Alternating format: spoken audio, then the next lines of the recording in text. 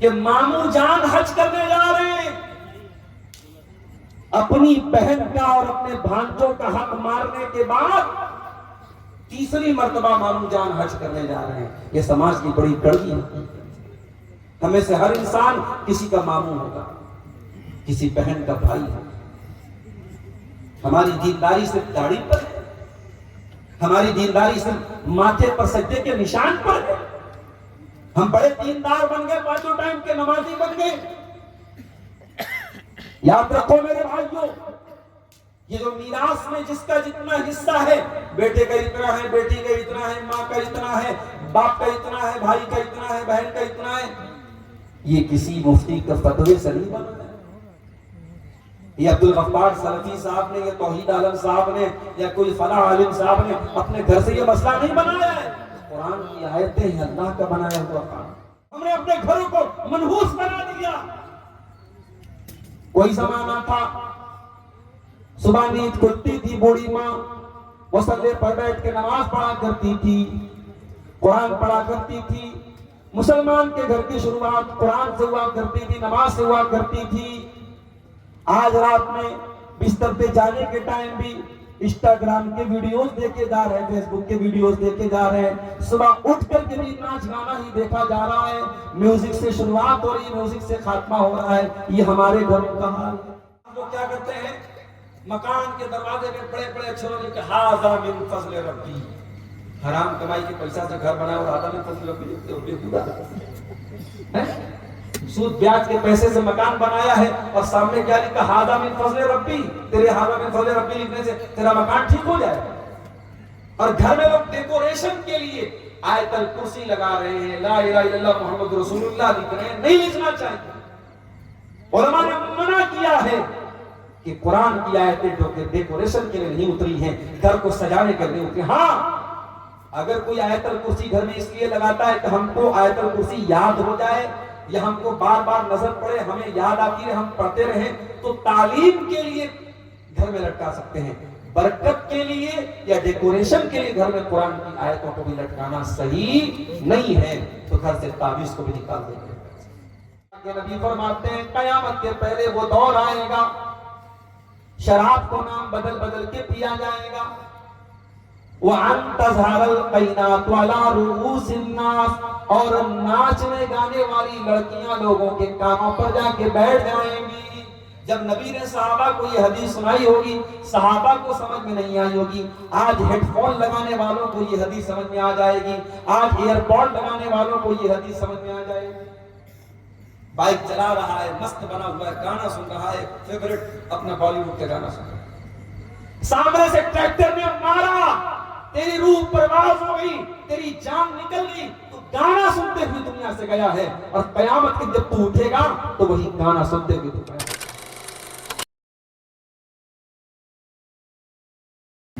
ایک صاحب کے مکان پہ میں ٹھہرا تھا، تو مکان کی چھت میں ڈیکوریشن کے لیے انہوں نے جھاڑ لگایا تھا۔ جھاڑ سمجھتے ہیں آپ، جو مکان کی چھت میں جو لٹکاتے ہیں خوبصورتی کے لیے۔ تو میں نے پوچھا کہ یہ بہت اچھا لگ رہا ہے، اس کی قیمت کیا ہے؟ تو انہوں نے کہا ہم نے اس کو ودیش سے منگایا ہے، اس ایک جھاڑ کی قیمت 3 لاکھ۔ آج مسلمان 3-3 لاکھ روپے کے جھاڑ اور فانوس سے اپنے مکانوں کو خوبصورت بنا رہا ہے۔ کوئی پلاسٹک پینٹ کے ذریعے اپنے مکان کو خوبصورت بنا رہا ہے، کوئی پی او پی کے ذریعے اپنے مکان کی چھت کو بہترین بنا رہا ہے، کوئی فال سیلنگ کرا رہا ہے، کوئی ٹائلز بچھا رہا ہے، کوئی ماربل بچھا رہا ہے۔ مگر یاد رکھو میرے پیارے ساتھیوں، آپ کا گھر ٹائلز اور ماربل سے گھر ہونے والا نہیں ہے۔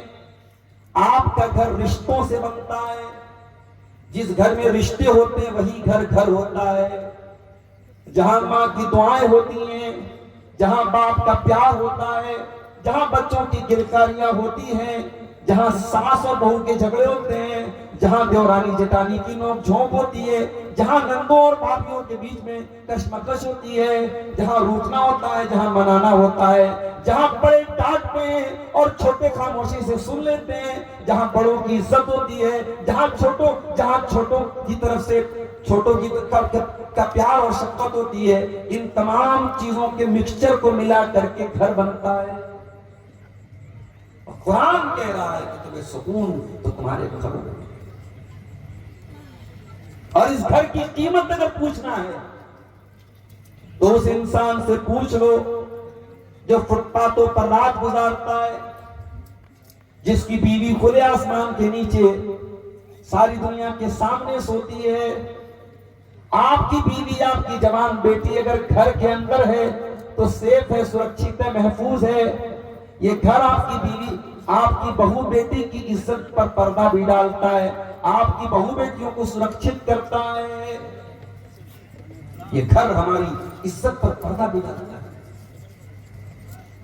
اسی لیے ہماری شریعت نے گھر کو بہت اہمیت دی، اور اگر کسی کو گھر سے نکلنا پڑے تو اللہ نے اس کو اپنا عذاب قرار دیا۔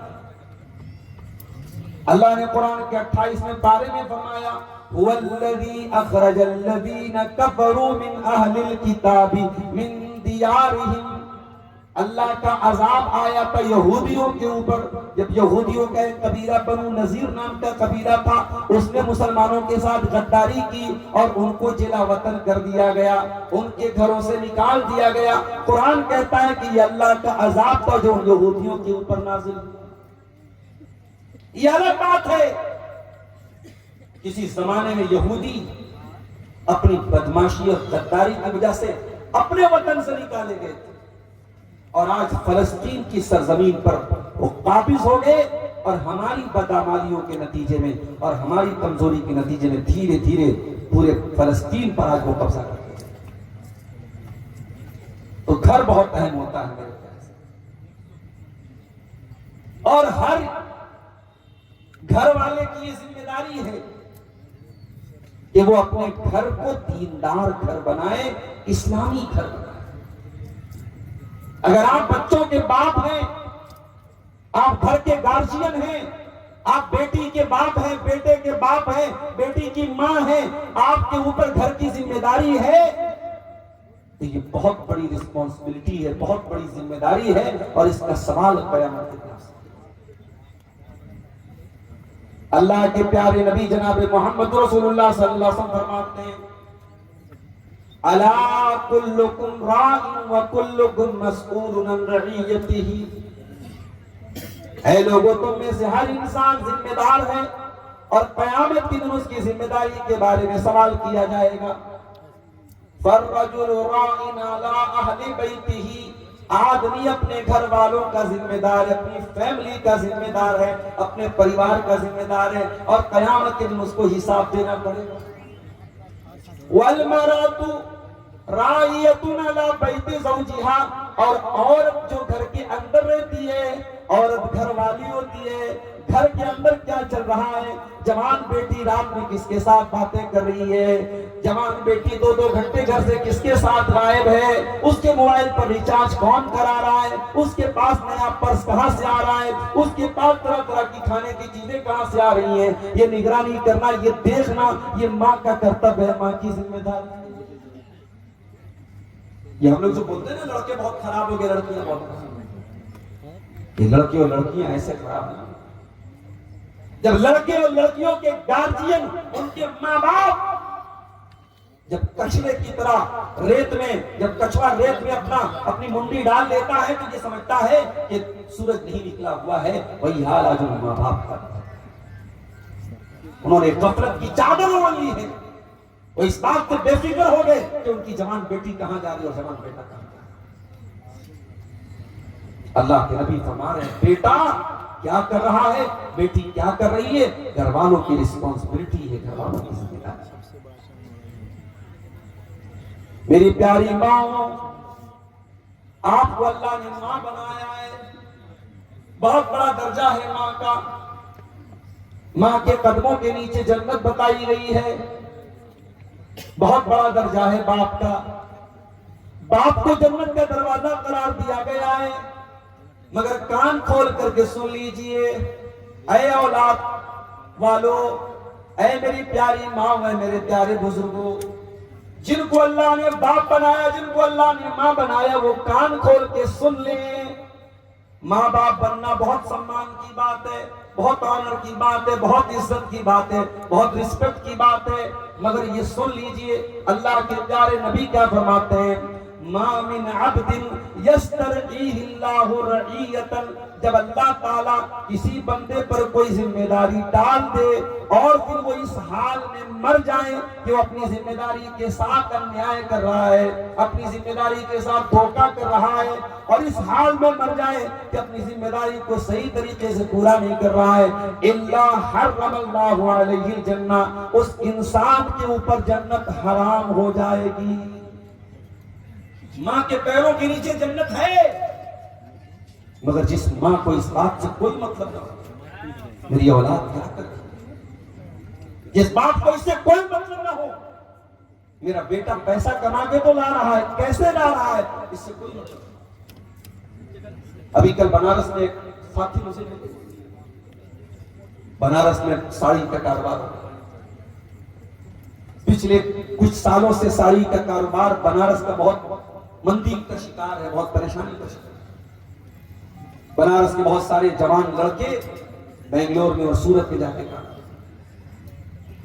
اس نے کہا مولانا کہنے تو تھے لڑکے پیسہ کمانے، لیکن جو لڑکے بنگلور میں جا کر کے اور سورت میں جا کر کے کام کر رہے ہیں، کڑوی سچائی یہ ہے کہ مولانا صاحب وہاں پر ان کا کوئی گارجین نہیں ہے، نہ ماں کی ڈانٹ کا ڈر ہے، نہ باپ کی ڈانٹ کا ڈر ہے، نہ وہاں پہ ماں ہے نہ باپ ہے، لڑکا کمانے گیا ہے۔ کہا مولانا جتنا کما رہا ہے اس کا آدھا حصہ سگریٹ میں، شراب میں، نشے میں، جوا میں اب وہاں پہ گوا دیتا ہے۔ کہا کہ اپنے شہر میں رہتا تھا، اگر 5 ٹائم کی نماز نہیں بھی پڑھتا تھا تو کم سے کم جمعہ کی نماز میں شامل ہوتا تھا، وہاں پیسہ کمانے کی ایسی دن ہے، مسجد کی شکل تک نہیں جانتا۔ جمعہ کی نماز میں بھی کتنے مسلمان لڑکے جو پیسہ کمانے بنگلور اور سورت میں ہیں وہ جمعہ کی نماز تک نہیں پڑھتے ہیں۔ اور آج میرے ایک دوست نے جھارکھنڈ سے فون کیا، انہوں نے بھی سیم یہی بات کی کہ یہاں جھارکھنڈ کے بہت سارے لڑکے پونا میں کام کر رہے ہیں، وہاں آسام کی جو راجدھانی گوہاٹی وہاں پہ کام کر رہے ہیں، کلکتہ میں کام کر رہے ہیں، ان کا بھی حال نہیں۔ بیڑی، سگریٹ، نشہ، نماز سے دوری، عیاشی، بدکاری، یہ آج ہمارے نوجوانوں کی پہچان ہے۔ میرے پیارے بھائیو، گھر میں برکت آئے تو کہاں سے آئے، گھر میں سکون آئے تو کہاں سے آئے؟ ہاں پیسہ تو آ رہا ہے، دولت تو آ رہی ہے، گھر میں اچھا کھانا تو بن رہا ہے، بچے اچھا کپڑا تو پہن رہے ہیں، مکان تو عالی شان بن رہا ہے، لیکن جب زندگی میں نماز نہیں، جب زندگی میں اللہ کا ذکر نہیں، تو میرے پیارے بھائیو اس گھر میں برکت کہاں سے آئے؟ ہمارا گھر آج منحوس ہو چکا ہے، معاف کیجیے میرے جملے اگر کڑوے ہو تو معاف کیجیے، ہم نے اپنے گھروں کو منحوس بنا دیا۔ کوئی زمانہ تھا صبح نیند کھلتی تھی، بوڑھی ماں مصلی پر بیٹھ کے نماز پڑھا کرتی تھی، قرآن پڑھا کرتی تھی، مسلمان کے گھر کی شروعات قرآن سے ہوا کرتی تھی، نماز سے ہوا کرتی تھی۔ آج رات میں بستر پہ جانے کے ٹائم بھی انسٹاگرام کے ویڈیوز دیکھے جا رہے ہیں، فیس بک کے ویڈیوز دیکھے جا رہے ہیں، صبح اٹھ کر کے بھی ناچ گانا ہی دیکھا جا رہا ہے، میوزک سے شروعات ہو رہی ہے، میوزک سے خاتمہ ہو رہا ہے۔ یہ ہمارے گھروں کا حال ہے، اور گھر کے گارجین کا حال یہ ہے، وہ گھر میں ٹائم دینے کو تیار نہیں ہے۔ اپنی جاب سے آنے کے بعد، اپنے کام سے آنے کے بعد جو تھوڑا بہت ٹائم بچوں کے ساتھ گزارنے کا موقع ملتا ہے، وہ ٹائم بھی آج موبائل کے ساتھ گزار رہے ہیں۔ بچوں کے ہاتھ میں ان کا اپنا موبائل ہے، باپ کے ہاتھ میں اپنا موبائل ہے، ماں کے ہاتھ میں اپنا موبائل ہے۔ آج بچوں کو موبائل پال رہا ہے، یوٹیوب پال رہا ہے، آج بچوں کو ماں باپ نہیں پال رہے۔ عربی کا شاعر کہتا ہے، بڑی سچی بات ہے، لَيْسَ الْيَتِيمُ مَنِ انْتَهَى أَبَوَاهُ مِنْ ہم الحیات وخلفاہ ذلیلا. ارے یتیم وہ نہیں ہے، اناتھ وہ نہیں ہے جس کا باپ اس کو چھوڑ کے چلا گیا ہو، جس کی ماں اس کو چھوڑ کے چلی گئی ہو. ارے اناتھ تو وہ بچہ ہے. عربی کا شاعر کہتا ہے ان الیتیم هو الذی تلقى له اما تخلت وابا مشغولا. جس کی ماں کے پاس اپنے بچے کے لیے فرصت نہ ہو، جس کے باپ کے پاس اپنے بچوں کے لیے سمے نہ ہو. سمے نکالو میرے پیارے سے. آئیے اللہ کے نبی کی حدیث سناتا ہوں. یہ حدیث یاد کر لو، پوری تقریر کا خلاصہ اس حدیث کے اندر آج پیش کرتا ہوں. اللہ کے پیارے نبی فرماتے ہیں طوبی لمن ملک لسانہ ووسعہ بیتہ وبکا علی خطیئتہ. تین چیزوں پر جو عمل کرے گا، تین چیزوں کو جو اپنا لے گا وہ کامیاب ہو جائے گا، وہ جنت میں جائے گا. کون سی تین چیزیں؟ نمبر 1 ملک لسانہ، اپنی زبان پر کنٹرول. زبان پہ کنٹرول. جھوٹ اسی زبان سے، گالی گلوچ اسی زبان سے، غیبت اسی زبان سے، چغلی اسی زبان سے، کسی کی عزت پر حملہ اسی زبان سے. زبان پر کنٹرول کرو. دوسری چیز وَوَسِعَهُ بَيْتُهُ، آپ کا گھر آپ کے لیے کافی ہو جائے. اپنا بزنس کرنے کے بعد، اپنی جاب کرنے کے بعد، اپنی دکان پر کام پورا کرنے کے بعد جو باقی ٹائم ملے وہ اپنے گھر کو دو، اپنے گھر والوں کو دو. اللہ کے نبی فرماتے ہیں کہ اس کا گھر اس کے لیے کافی ہو جائے. اور تیسری چیز وَبَكَى عَلَى خَطِيئَتِهِ، اور وہ تنہائی میں اکیلے میں اپنے گناہوں پر ندامت کے آنسو بہاتا ہو، رویا کرتا ہو، توبہ کرتا ہو، گر گراتا ہو. میرے پیارے بھائیوں، ہم نے تو رونا بھی بند کر دیا، ہماری آنکھیں خشک ہو گئی، ہمیں تو رونا بھی نہیں آتا. آج ہم اتنے پتھر دل ہو چکے ہیں کہ آج اپنی آنکھوں سے جنازہ دیکھنے کے باوجود آج جنازے کی نماز کے دوران اور میت کو دفنانے کے دوران بھی ہمارے چہرے پر مسکراہٹ ہوتی ہے. ہم رونا نہیں چاہتے، ہم رو نہیں پاتے ہیں. قرآن کہتا ہے ثم قست قلوبهم من بعد ذلك فهي كالحجارة وشد قسوا. کچھ لوگ اتنے سخت ہو جاتے ہیں، ان کے دل اتنے کٹھور ہو جاتے ہیں کہ پتھر سے بھی زیادہ ان کے دل کٹھور ہو جاتے ہیں. وَإِنَّ مِنَ الْحِجَارَةِ لَمَا يَتَفَجَّرُ مِنْهُ الْأَنْهَارُ. ارے پتھر تو کچھ ایسے بھی ہوتے ہیں کہ پتھر کے اندر سے بھی پانی نکلنے لگتا ہے، پتھر پھٹ جاتا ہے اور پتھر سے سوراخ ہو جاتا ہے. لیکن انسان کا دل کبھی کبھی اتنا کٹھور ہو جاتا ہے کہ پتھر سے زیادہ سخت ہو جاتا ہے. ہم تو رو نہیں پاتے. اللہ کے نبی نے فرمایا تین چیزیں پیدا کرو. زبان پر کنٹرول کرو، آپ کا گھر آپ کے لیے کافی ہو جائے، اور اپنے گناہوں پر آنسو بہانا شروع کر دو. یہ تین چیزیں اگر آپ کو مل جائیں آپ کامیاب ہو جائیں. میرے پیارے ساتھیوں، میں جانتا ہوں آپ بہت دیر سے تقریریں سن رہے ہیں اور بہت اہم ٹاپک لے کر کے میں آپ کے سامنے بیٹھا ہوں. بہت لمبی بات نہیں کروں گا، بڑی ٹو دا پوائنٹ باتیں آپ کے سامنے رکھوں گا. کچھ طریقے بتاؤں گا، کچھ نسخے بتاؤں گا، اپنے گھر کو کیسے سدھارا جائے، اپنے گھر کو کیسے سنوارا جائے، اپنے گھر کو اسلامی گھر کیسے بنایا جائے. اسی ٹاپک پر کچھ باتیں آپ کے سامنے رکھوں گا. ہم مکان بناتے ہیں، مکان میں سب سے ضروری چیز ہوتی ہے مکان کی بنیاد، فاؤنڈیشن. بہترین بلڈنگ کھڑی کر دیں، لیکن اگر بنیاد کمزور ہو جائے تو آپ کا مکان کمزور مانا جائے گا اور ایک دن دھراشاہی ہو جائے گا، دھڑام سے گر جائے گا. اگر اپنے گھر کو ایک اچھا گھر بنانا چاہتے ہو تو جس طریقے سے مکان بنانے کے ٹائم یہ دیکھتے ہو کہ بنیاد کیسی ہے، ویسے ہی مکان بنانے کے ٹائم یہ بھی دیکھو یہ مکان ہم حرام کمائی سے بنا رہے ہیں یا حلال کمائی سے بنا رہے ہیں، یہ سود اور بیاج کے پیسے سے بنا رہے ہیں، رشوت کے پیسے سے بنا رہے ہیں، یا جائز کمائی سے بنا رہے ہیں، کسی کا حق مار کے بنا رہے ہیں یا صحیح طریقے سے بنا رہے ہیں. تم دیکھ لو کہ اس مکان کی بنیاد میں تم کیا ڈال رہے ہیں. قرآن کہتا ہے فمن اسس بنیانہ علی تقوی من اللہ ورضوان خیر امن اسس بنیانہ علی شفا جرف ہار فانہار بہ فی نار جہنم. قرآن کہتا ہے دو ٹائپ کے گھر ہوتے ہیں. ایک گھر وہ ہے جو اللہ کے تقوی کی بنیاد پہ کھڑا ہے, جس گھر کا بنانے والا ایماندار ہے, صحیح ہے, نیک ہے, حلال کمائی سے گھر بنا رہا ہے.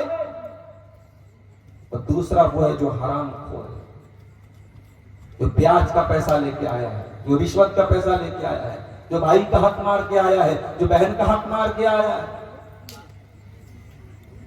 کسی جگہ ایک لائن پڑی, بڑی اچھی لائن تھی کہ ماموں جان حج کرنے جا رہے ہیں, اپنی بہن کا اور اپنے بھانجوں کا حق مارنے کے بعد تیسری مرتبہ ماموں جان حج کرنے جا رہے ہیں. یہ سماج کی بڑی کڑوی ہے. ہمیں سے ہر انسان کسی کا ماموں ہوگا, کسی بہن کا بھائی ہے. ہماری دینداری صرف داڑھی پر ہے, ہماری دینداری صرف ماتھے پر سجدے کے نشان پر ہے. ہم بڑے دیندار بن گئے, پانچوں ٹائم کے نمازی بن گئے. یاد رکھو میرے بھائیوں, یہ جو میراث میں جس کا جتنا حصہ ہے, بیٹے کا اتنا ہے, بیٹی کا اتنا ہے, ماں کا اتنا ہے, باپ کا اتنا ہے, بھائی کا اتنا ہے, بہن کا اتنا ہے, یہ کسی مفتی کا فتوے سے نہیں بنا ہے. یہ عبدالغفار سلفی صاحب نے, یہ توحید عالم صاحب نے, یا کوئی فلاں عالم صاحب نے اپنے گھر سے یہ مسئلہ نہیں بنایا ہے. قرآن کی آیتیں ہیں, اللہ کا بنایا ہوا قرآن. اور اللہ نے قرآن میں جب میراث کا مسئلہ بیان کیا تو کیا فرمایا, وَتِلْكَ حُدُودُ اللَّهِ. میرے بندو, ہم جو میراث کا قانون بتا رہے ہیں یہ اللہ کی بنائی ہوئی بارڈر ہے. جس طریقے سے انڈیا اور بنگلہ دیش کی بارڈر پر آپ دیکھ لیجئے بی ایس ایف کے سپاہی تعینات رہتے ہیں, جو یہ دیکھتے رہتے ہیں کہ کوئی بنگلہ دیشی انڈیا میں نہ جائے, اور بنگلہ دیش کے فوجی یہ دیکھتے ہیں کہ کوئی انڈیا کا بھی بنگلہ دیش میں انویلڈ طریقے سے نہ جا سکے. قرآن کیا کہہ رہا ہے, وَتِلْكَ حُدُودُ اللَّهِ. ہم نے جو یہ قانون بنایا ہے یہ ہماری بنائی ہوئی بارڈر ہے, یہ ہمارا بنایا ہوا قانون ہے, یہ ہماری بنائی ہوئی لیمٹس ہے. جو ان کو کراس کرے گا وہ برباد ہو جائے گا, وہ جہنم کی آگ میں جلے گا. مکان آپ بنا رہے ہیں لیکن پیسہ کہاں سے لایا؟ آپ عمارت کی بنیاد کیا رکھ رہے ہیں؟ بے ایمانی پر تو نہیں ہے, چوری پر تو نہیں ہے, اور سود خوری پر تو نہیں ہے, رشوت پر تو نہیں ہے. بنیاد کی چیز. اللہ فرماتا ہے کہ اے میرے بندو, ایک انسان اپنے مکان کو اللہ کے تقوی اور اس کی رضا کی بنیاد پہ کھڑا کر رہا ہے, اور دوسرا انسان کسی گڑھے کے کنارے اپنے مکان کو بنا رہا ہے اور حرام طریقے سے اپنے مکان کو بنا رہا ہے. فَانْحَارَ بِهِ فِي نَارِ جَهَنَّمَ. اور ایک دن آئے گا اس کا مکان گر جائے گا اور اس کو جہنم میں لے کر کے چلا جائے گا. بچوں سے پیار کرتے ہو؟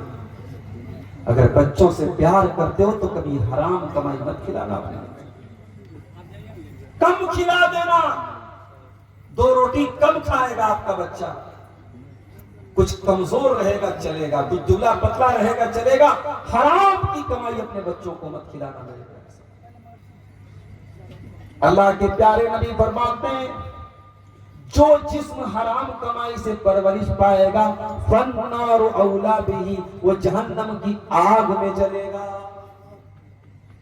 ارے ہم تو اپنے بچوں سے اتنا پیار کرتے ہیں. کبھی کبھی میرے ساتھ ایسا ہوا, میں سفر میں ہوں, گھر سے بیوی کا فون آیا, کسی بچے کو چوٹ لگ گئی, کسی بچے کو چوٹ لگی. ویڈیو کال سے میں نے دیکھا. میں بہار میں بیٹھتا ہوں, میں یہاں سے کچھ نہیں کر سکتا. وہاں بچے کو چوٹ لگی ہے, باپ ہونے کے ناطے میرا دل تڑپ جاتا ہے. اور اگر بچوں کو ایسی چوٹ لگ جائے کہ بچوں کا خون نکلنے لگے تو انسان بے قرار ہو جاتا ہے. اپنے بچوں کو ہم ذرہ برابر دکھ اور تکلیف میں نہیں دیکھ سکتے. میرے پیارے ساتھیوں, ہم جہنم کی آگ میں اپنے بچوں کو کیسے جلنا پسند کریں گے؟ اسی لیے اللہ کے نبی فرما رہے ہیں جو حرام کمائی اپنے بچوں کو کھلائے گا, جو جسم حرام کمائی سے پرورش پائے گا, فَالنَّارُ أَوْلَى بِهِ, وہ جسم جہنم کی آگ میں جلے گا. اب یہ آپ طے کر لیجئے کہ آپ کو اپنے بچوں کو جہنم کی آگ میں جلانا ہے یا جنت الفردوس میں لانا ہے. تو گھر کو اگر ایک اسلامی گھر بنانا ہے تو پہلا اسٹیپ یاد کر لو میرے پیارے ساتھیوں، ہمیں اپنے گھر کی بنیاد کو صحیح رکھنا۔ اور آگے بڑھیے، گھر میں داخل ہوتے ہیں ہم، سب سے پہلے چوکھٹ آتی ہے، دروازے کے پہلے چوکھٹ پر ہم پیر رکھتے ہیں، اس کے بعد دروازے میں داخل ہوتے ہیں۔ پتہ یہ چلا کہ مکان کی چوکھٹ بہت امپورٹنٹ ہوتی ہے، بہت مہتوپورن ہوتی ہے۔ جب تک دروازے کی چوکھٹ کو صحیح نہ کیا جائے تب تک مکان کی انٹری صحیح نہیں ہو سکتی۔ ہمارے گھروں کی چوکھٹ کیا ہے؟ آئیے ایک حدیث آپ کو سنا دیتا ہوں۔ ابراہیم علیہ السلام اپنے بچے اسماعیل کو مکہ میں چھوڑ کے جاتے ہیں، اپنی بیوی ہاجرہ کو مکہ میں چھوڑ کے جاتے ہیں۔ اسماعیل وہیں پہ رہتے ہیں، ہاجرہ وہیں پہ رہتی ہیں، اور وہیں پر اسماعیل جوان ہوتے ہیں، شادی ہوتی ہے، ان کی بیوی ان کے پاس آتی ہے۔ ایک زمانہ ہو گیا، ابراہیم علیہ السلام اپنے بچے سے ملنے کے لیے آتے ہیں۔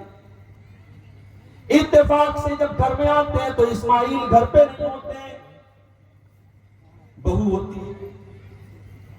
ابراہیم علیہ السلام پوچھتے ہیں اپنی بہو سے، گزر بسر کیسی ہو رہی ہے؟ یہ بہو تھوڑی ناشکری تھی، یہ کہتی ہے کیا بتاؤں، بڑی پریشانی ہو رہی ہے، بس جیسے تیسے گزارا ہو رہا ہے، بہت دقت چل رہی ہے، بہت پریشانی ہے، بہت مشکل ہے۔ ابراہیم علیہ السلام نے کہا کہ بیٹی تمہارا شوہر آئے تو میرا سلام کہہ دینا اور یہ بتا دینا، اپنے شوہر سے یہ کہہ دینا کہ غیر اتبت بابی، اپنے دروازے کی چوکھٹ بدل لے۔ شام کو اسماعیل آئے، آتے ہی اپنے باپ کی خوشبو محسوس کی، پوچھا ہے میری بیوی کیا کوئی مہمان آیا تھا؟ کہاں ہے؟ بوڑھے آدمی آئے۔ کہا کیا کہہ رہے تھے؟ کہا تم کو سلام کہہ رہے تھے اور کہہ رہے تھے اپنے دروازے کی چوکھٹ بدل دے۔ کہا میری بیوی تو نے کیا کہا تھا؟ بیوی نے سارا ماجرا سنایا۔ کہا کہ اے میری بیوی وہ کوئی اور نہیں، وہ میرے باپ تھے، وہ تیرے سسر تھے ابراہیم علیہ السلام تھے، اور وہ تیری ناشکری سے ناراض ہو گئے۔ تو ایک پیغمبر کی بیوی ہونے کے باوجود، ایک نبی کی بہو ہونے کے باوجود تو نے جو بات کہی میرے باپ کو پسند نہیں آئی، میرے باپ نے تجھے طلاق دینے کا آرڈر دیا ہے، اس لیے میں آج سے تجھ کو اپنے نکاح سے خارج کر رہا ہوں، آج سے میں تجھ کو طلاق دے رہا ہوں۔ اب یہاں پہ تھوڑا سا رک جائے، ہمارے گھروں میں کیا ہوتا ہے؟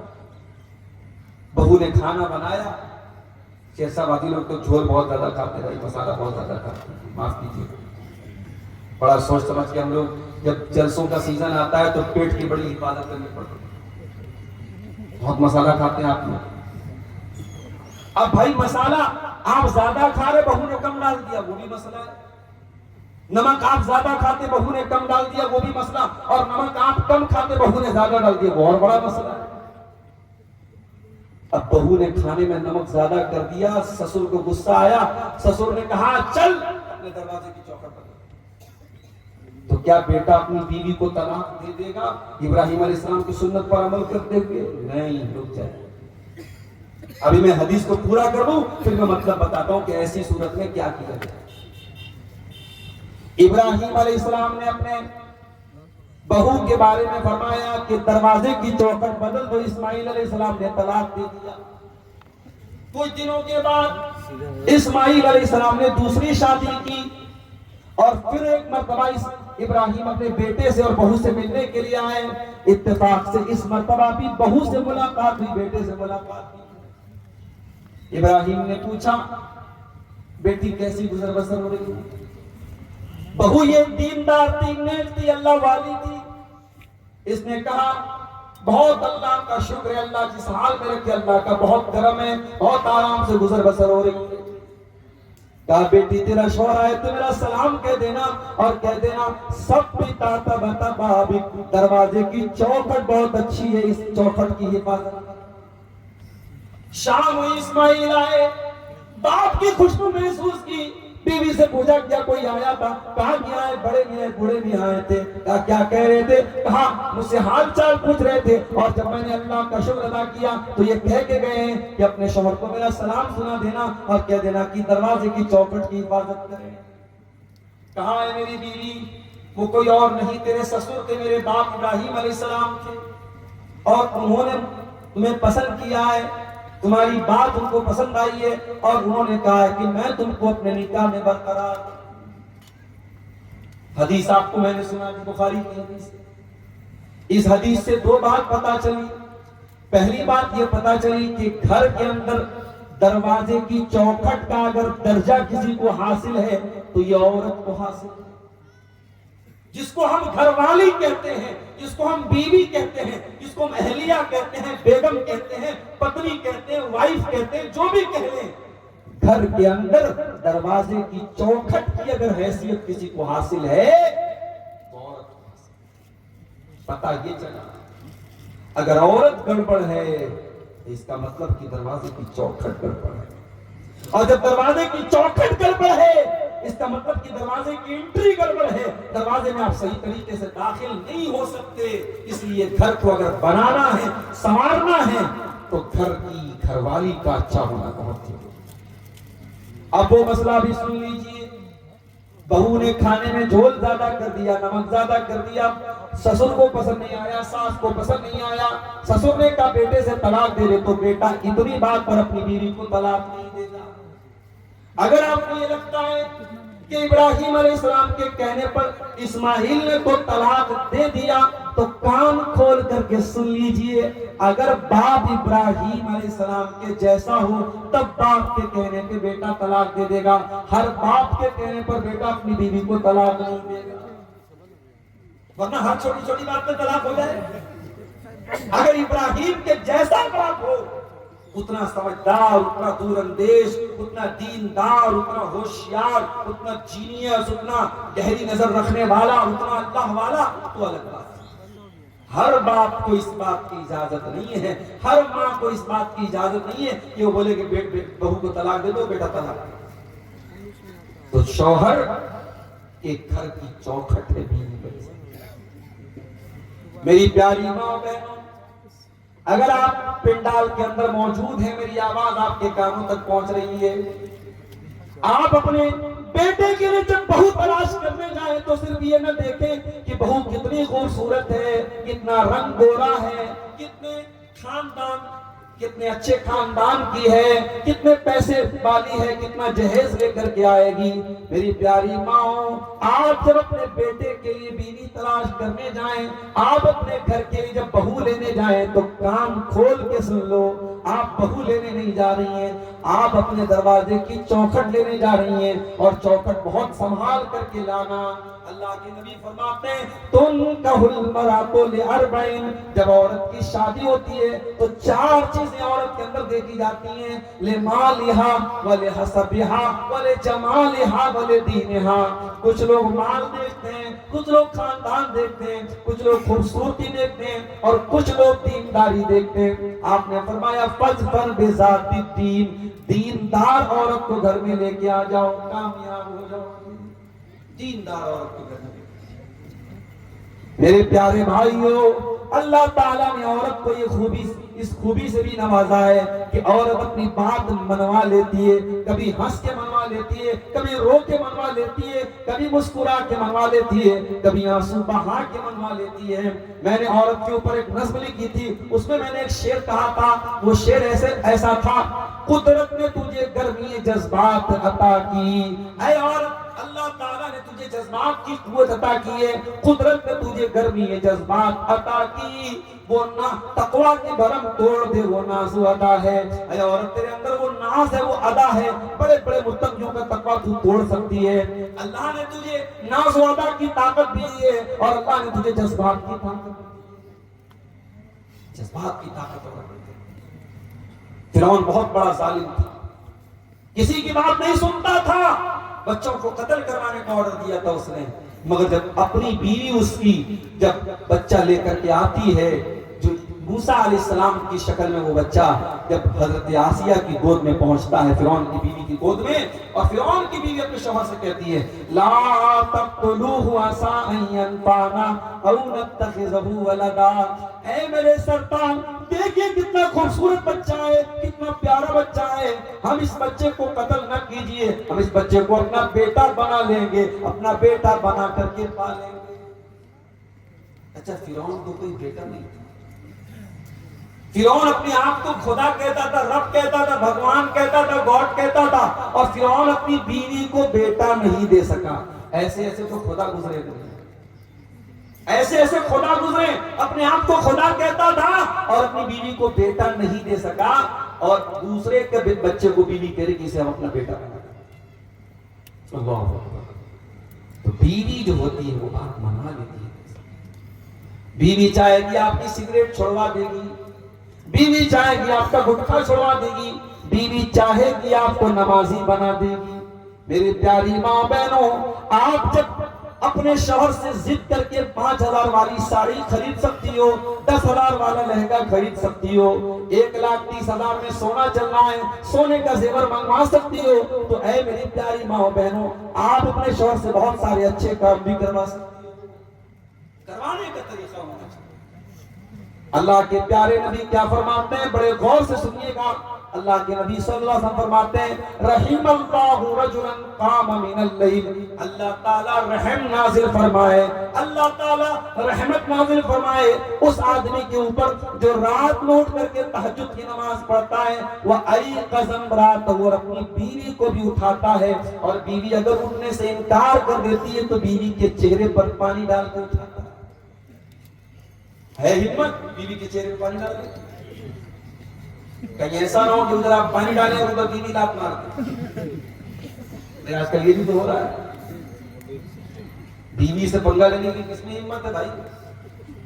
دنیا میں سب سے پنگا لے سکتے، بیوی سے نہیں لے سکتے۔ وہ ایک لطیفہ ہے، ایک آدمی کی بیوی بہت شک کرتی تھی اس کے اوپر، بڑا پریشان رہتا تھا، مہینے میں 2-4 دن مائکے جاتی تو اس میں بھی فون پر فون کرتی رہتی تھی، کہاں ہیں آپ، کیا کر رہے ہیں آپ؟ ڈر تھا کہ کہیں کسی دوسری عورت کے ساتھ تو نہیں۔ ایک مرتبہ مائکے گئی، بچے کو چھوڑ کے گئی تھی، بچہ بھی چھوڑ کے گئی تھی کہ نظر رکھے اپنے باپ کے اوپر۔ مائکے جا کے فون کر رہی ہے شوہر کو، کہاں ہیں آپ؟ شوہر کہہ رہا کہاں رہوں گا، گھر پر ہوں بھائی، تمہاری اجازت کے بغیر کہاں جا سکتا ہوں؟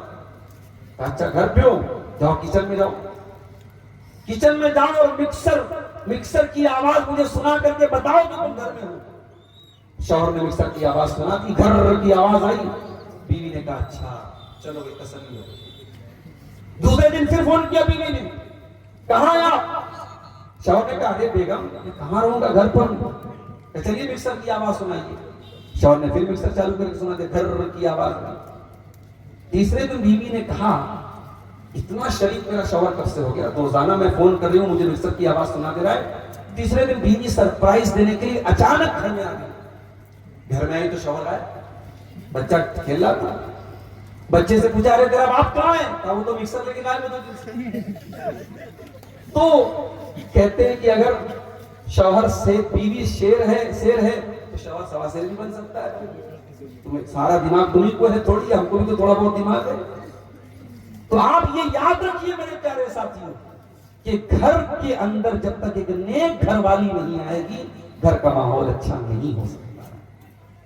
اللہ کے نبی فرماتے ہیں اللہ تعالیٰ رحمت نازل فرمائے اس آدمی کے اوپر جو رات میں اٹھ کر کے تہجد کی نماز پڑھتا ہے، اپنی بیوی کو بھی اٹھاتا ہے۔ وَرَحِمَ اللَّهُ امْرَأَةً قَامَتْ مِنَ اللَّيْلِ، اور اللہ تعالیٰ ایسی عورت کے اوپر رحمت نازل فرمائے جو رات میں اٹھ کر کے تہجد کی نماز پڑھتی ہے۔ وَأَيْقَظَتْ زَوْجَهَا، اور اپنے شوہر کو بھی اٹھاتی ہے، اور شوہر اگر انکار کر دے تو شوہر کے چہرے پر پانی چھڑک کر کے اٹھاتی ہے۔ یہ ہوتے ہیں بہترین کپل، ایک دوسرے کا تعاون کرے دین کے سلسلے میں۔ اسی لیے اللہ کے نبی فرماتے ہیں لِيَتَّخِذْ أَحَدُكُمْ قَلْبًا شَاكِرًا، 3 چیزوں کو بیلنس بنا لو، 3 چیزوں کو خزانہ بنا لو، 3 چیزوں کو اسٹور کر لو، 3 چیزوں کو اپنے گھر میں لے کے آ جاؤ۔ قلباً شاکرا، اپنے سینے میں ایسا دل لے کر کے آؤ جو اللہ تعالیٰ کا شکریہ ادا کرنے والا ہو، وَلِسَانًا ذَاكِرًا، اور اپنے منہ میں ایسی زبان لے کر کے آؤ جو اللہ تعالیٰ کا ذکر کرنے والی ہو، وَزَوْجَةً مُؤْمِنَةً تُعِينُهُ عَلَىٰ أَمْرِ الْآخِرَةِ، اور ایسی دیندار بیوی لے کے آؤ جو آخرت کے کاموں میں، دین کے کاموں میں آپ کی مدد کرے۔ ایسی بیوی اگر آپ کے گھر میں آ جائے گی، گھر کو جنت بنا دے گی۔ اور آگے بڑھیے، گھر کو اگر جنت بنانا ہے تو بہت ضروری کام کیا کرنا ہے؟ ان کو گھر کو اللہ کے ذکر سے آباد کرنا ہے۔ مسلمان کا گھر ہے، صبح بھی موبائل پر گانے بج رہے ہیں، شام کو بھی گانے بج رہے ہیں، بستر پہ جانے کے پہلے بھی میوزک بج رہا ہے۔ مسلمان کا گھر ہے، 24 گھنٹے میں کوئی ایک مرتبہ اللہ کا نام لینے والا نہیں ہے۔ نیتاؤں کے بھاشن تو سنے جا رہے ہیں، راجنیتاؤں کی تقریریں تو بجائی جا رہی ہیں، اللہ رسول کی باتیں گھر میں کوئی سننے والا نہیں ہے۔ گاؤں میں جلسہ ہوتا ہے، اس گھر کا کوئی آدمی جلسے میں جانے کو تیار نہیں ہے۔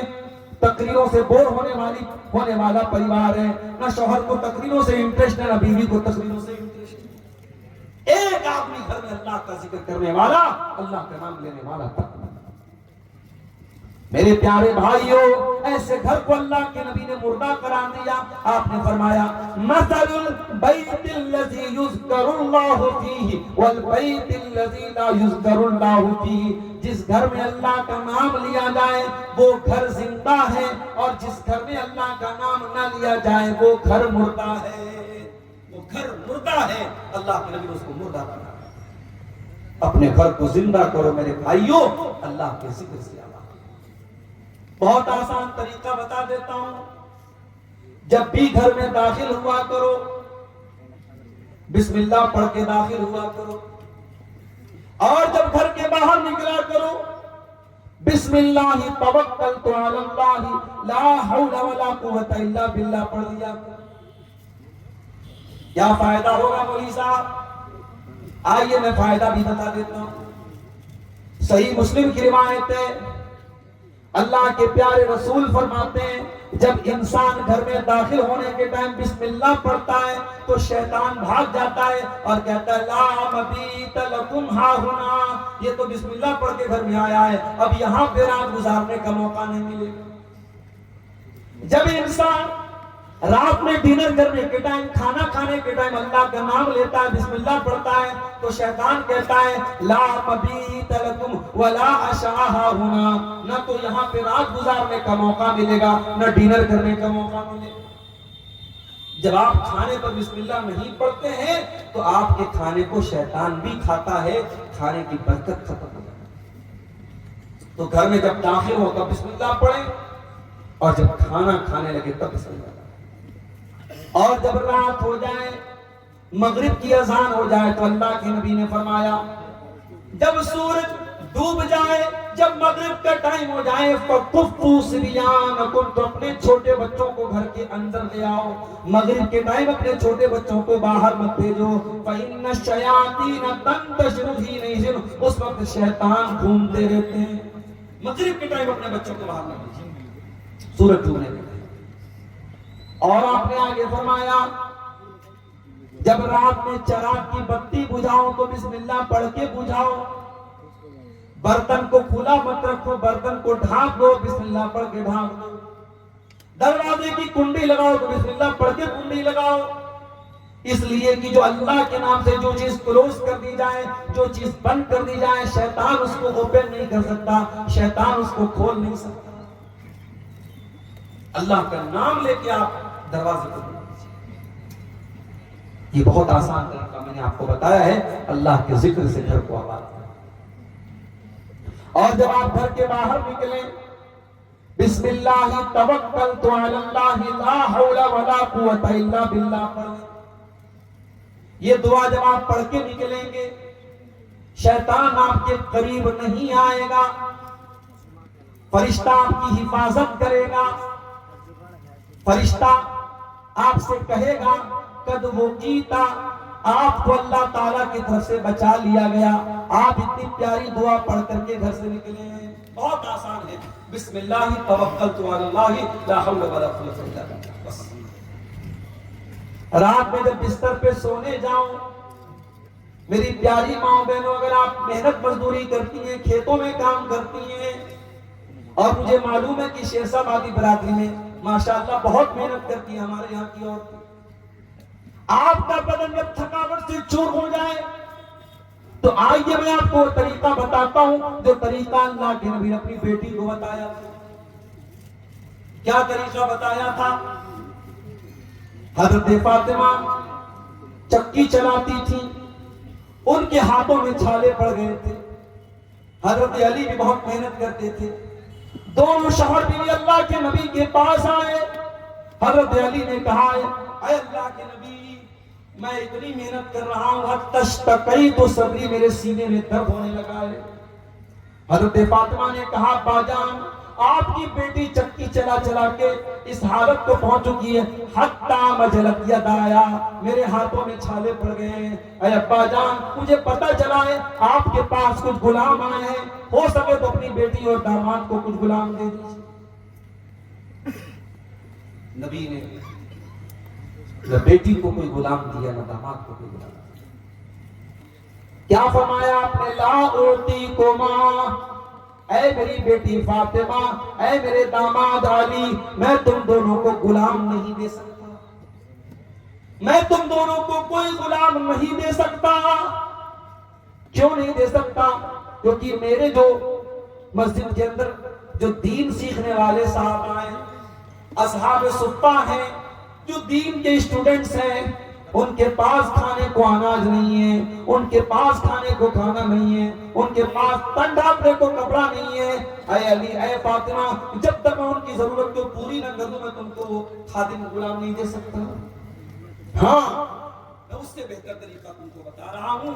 جب تم رات میں بستر پہ سونے جاؤ تو 33 بار سبحان اللہ پڑھ لیا کرو، 33 بار الحمدللہ پڑھ لیا کرو، اور 34 مرتبہ اللہ اکبر پڑھ لیا کرو. فذالکم خیر لکم من خادم، تمہیں کسی خادم کی، کسی نوکر کی ضرورت نہیں.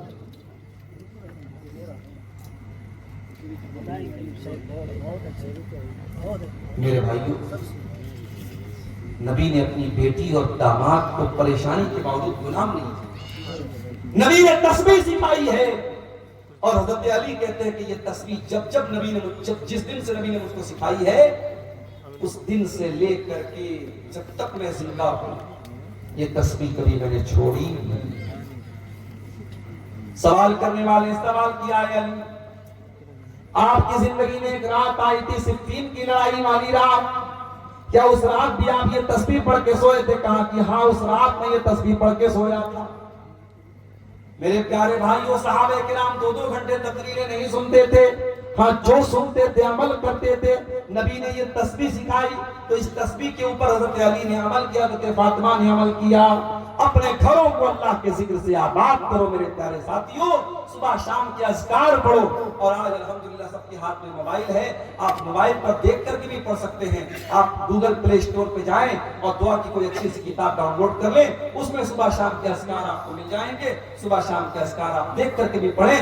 آپ یقین کریں، صبح شام کے اذکار آپ پڑھیں گے، بہت ساری پریشانیوں سے آپ بچ جائیں. اب تو صاحب اتنے زیادہ کیس آ رہے ہیں، میں جہاں جا رہا ہوں مولوی صاحب میری بیٹی کے اوپر جنات آ گیا ہے، میری بیٹی کو جنات پریشان کر رہا ہے، میرے گھر میں جو ہے کوئی سایہ ہے، کوئی مسئلہ ہے. کیوں آ رہے ہیں یہ سارے مسئلے؟ کیونکہ ہم نے اپنے گھروں کو مردہ بنا دیا. ہمارے گھروں میں اللہ کا ذکر کرنے والا کوئی نہیں، اللہ کا نام لینے والا کوئی نہیں ہے. اللہ کے نبی فرماتے ہیں ان الشیطان ینفر من البیت الذی تقرأ فیہ سورۃ البقرہ، جس گھر میں سورہ بقرہ پڑھی جاتی ہے اس گھر سے شیطان بھاگ جاتا ہے. ایک صاحب مجھ سے پوچھنے لگے، مولوی صاحب اگر موبائل پر ہم سورہ بقرہ کو چالو کر دیں اور بڑے بڑے اسپیکر لگا دیں گھر میں اور سورہ بقرہ کی آواز پورے گھر میں گونجے تو کیا شیطان بھاگ جائے گا؟ میں نے کہا بھیا شیطان سے پوچھنا پڑے گا. پوچھنا پڑے گا شیطان سے کہ وہ موبائل پر چلنے والے قرآن کی تلاوت سے اس کے اوپر اثر پڑے گا کہ نہیں؟ تو اس سوال کا جواب تو شیطان ہی دے سکتا ہے۔ کیا حال ہو گیا ہے ہمارا؟ برگر اور پیزا کھاتے کھاتے، فاسٹ فوڈ کھاتے کھاتے ہم اتنے فاسٹ ہو گئے، اتنے شارٹ کٹ تلاش کرنے لگے کہ ہمیں قرآن پڑھنے میں بھی اب جو ہے سستی ہو رہی ہے۔ ہم چاہتے ہیں کہ قرآن موبائل پر ہم چلاتے، ہمیں نہ کرنا پڑے۔ بنارس میں ایک ہمارے دوست نے حافظ قرآن ہے، انہوں نے کہا مولوی صاحب ایک آدمی اپنے گھر میں ہم کو بلا رہا ہے، 40 دن تک سورہ بقرہ پڑھنے کے لیے کہہ رہا ہے اور مجھ کو 5000 روپیہ دے گا۔ میں نے خبردار میں جانا، میں نے کہا قرآن پڑھنے سے شیطان بھاگتا ہے، حدیث میں آیا ہے، مگر کرایہ دے کر کے کسی دوسرے کو پڑھوا کر کے شیطان نہیں بھاگے گا، یہ حدیث میں نہیں آیا۔ آپ کو خود قرآن، ہمارے گھروں میں آج قرآن کوئی پڑھنے والا نہیں ہے۔ ایک نظم ہے قرآن کی فریاد، کبھی موقع ملے یوٹیوب پر سرچ کر لیجیے گا، مل جائے گا۔ قرآن فریاد کرتا ہے، طاقوں میں سجایا جاتا ہوں، دو دو کے پلایا جاتا ہوں، آنکھوں سے لگایا جاتا ہوں، تعویذ بنایا جاتا ہوں۔ قرآن کے ساتھ یہ سب ہو رہا ہے، کوئی آنکھوں سے لگا رہا ہے، کوئی تعویذ بنا رہا ہے، کوئی دو دو کے پلا رہا ہے۔ قرآن پڑھنا کوئی نہیں چاہتا، قرآن پر عمل کوئی نہیں کرنا چاہتا۔ اللہ کے نبی فرماتے ہیں مثل البیت الذی یذکر اللہ فیہ والبیت الذی لا یذکر اللہ فیہ، جس گھر میں اللہ کا نام لیا جائے وہ گھر زندہ ہے، اور جس گھر میں اللہ کا نام نہ لیا جائے وہ گھر مردہ ہے۔ میں آپ کو 1400 سال پیچھے لے کے چلتا ہوں، نبی کی مسجد میں چلیے، قبلہ کی طرف کھڑے ہو جائیے، آپ کے لیفٹ سائیڈ میں کچھ کمرے ملیں گے، یہ چھوٹے چھوٹے کمرے ہیں، مٹی کا فرش ہے، کچی اینٹوں کی دیوار ہے، اور کھجور کے تنے کا پلر ہے، اور کھجور کی ٹہنیوں کا چھپر ہے۔ ان کمروں میں ٹائلز نہیں لگائے ہیں، ان کمروں میں ماربل نہیں لگا ہے، ان کمروں میں سیمنٹ کی دیوار نہیں ہے، ان کمروں میں کوئی پینٹ نہیں ہوا ہے، مگر اللہ کی قسم یہ کمرے بڑے برکت والے ہیں۔ ان کمروں میں جناب محمد رسول اللہ صلی اللہ علیہ وسلم رہتے ہیں، ان کمروں میں اس امت کی مائیں رہتی ہیں، ان کمروں میں نبی اکرم کی بیویاں رہتی ہیں۔ یہ کمرے کتنے اونچے ہیں؟ سعید بن مسیب کہتے ہیں عثمان غنی کے دور میں نبی کے کمرے میں گیا، میں نے ہاتھ اٹھایا، میرا ہاتھ مکان کی چھت میں ٹچ ہو گیا، یعنی چھت بھی بہت زیادہ اونچی نہیں تھی۔ اور کمرے کا اسپیس کتنا تھا، کمرے کا چھیتر پھل کتنا تھا، کتنا بڑا کمرہ تھا، اتنا بڑا کمرہ تھا کہ اللہ کے پیارے نبی جب تہجد کی نماز پڑھا کرتے تھے تو سجدے میں جانے کے ٹائم حضرت عائشہ کو اپنا پیر ہٹانا پڑتا تھا، یعنی اس کمرے میں اتنی گنجائش بھی نہیں تھی کہ حضرت عائشہ لیٹی ہو اور اللہ کے پیارے نبی آرام سے سجدہ کر سکیں۔ یہ چھوٹے چھوٹے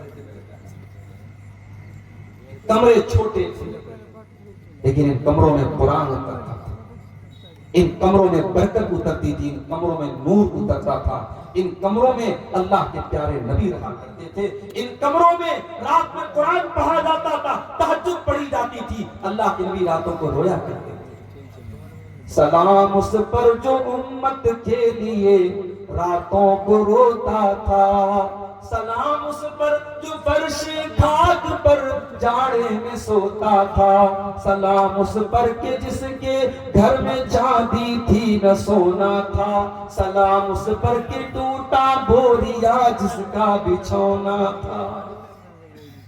اس نبی نے ہم کو بتایا کہ مکان میں برکت اللہ کو یاد کرنے سے آتی ہے، مکان کو عالیشان بنانے سے مکان خوبصورت نہیں ہوتا ہے۔